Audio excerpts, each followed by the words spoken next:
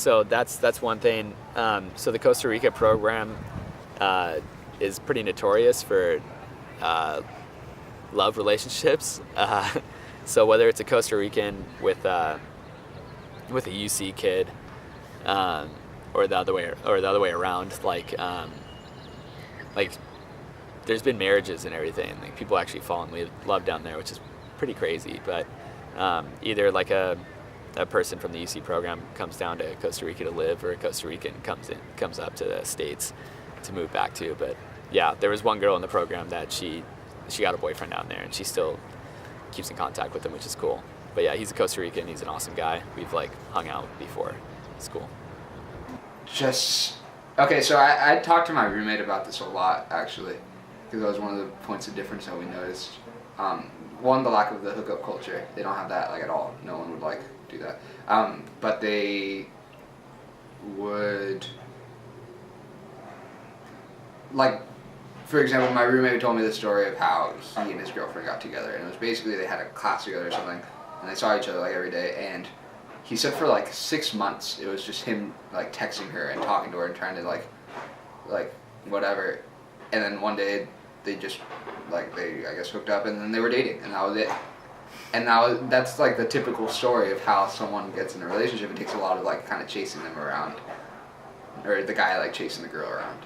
Super old school. Yeah, it was very old school. And other things like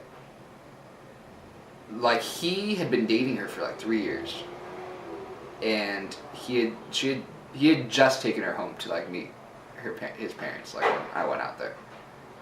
And he said like, yeah, like you can't just be taking like any girl you date home, like it has to be like a serious thing. And like it was, their relationship seemed more serious, and everyone just seemed very content. Like, I don't know, it was weird. It was not weird. It was very different. Dating, I had friends who had like flings with Argentines, but nothing serious because we were only there for like a semester and stuff. But yeah, they call the boy the guys at the bar who come up to you and they like just like trying to like sweep you off your feet, and they're like, oh, like you're perfect, you're my love, like I have to marry you, stuff like that. They call them chamulleros, if you pronounce it with the L's. But so like that was like a chamullero was like a very, I like now I like noticed that here, like when the guys like that, I'm like, oh, chamullero, like you're a liar, you just want her tonight in a tello.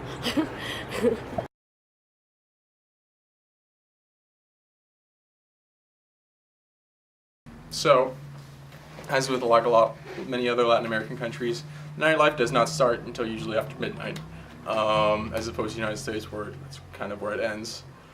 I was in the center of the city, so it was there was a lot of things to be done around at night. You know, play like dance clubs or bars. You know, maybe go to the beach at night, watch the sunrise. It was very active. So that, although you kind of always have to be like kind of careful because it's not the safest situation. You always have to go in a group, not too big of a group. Para presumir hay que sufrir. Yeah, and that was like one of the themes. Like I remember on New Year's, it was like 11 in the morning, and we had just left the club, and we were going to get like churros because that was like the tradition or whatever. And my roommate passed out on the table. Like he was just not like passed out drunk, like passed out asleep. And I was like, dude, let's just go home. And like we were really close to his house. He's like, no, dude, you can't go home. Like that's not something that people do. You have to suffer through it and stick it out with everyone else. I don't think I'm allowed to say this on camera, but it was a lot more fun. We stayed out a lot later. We came home a lot later in the morning, I should say, and it was really fun. Yeah.